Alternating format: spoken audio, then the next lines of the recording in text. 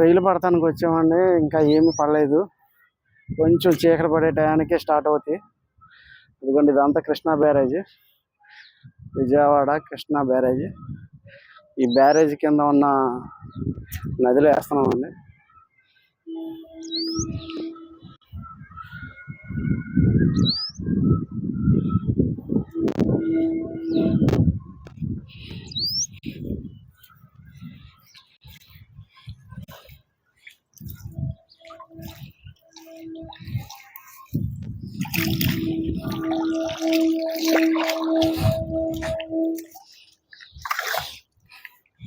ఇదిగోండి సజ్జలో బియ్యం, చీనా కొరకలు అంటే జిలేబీలు చీనా కొరకలు అంటారు. అయిపోయినాయి.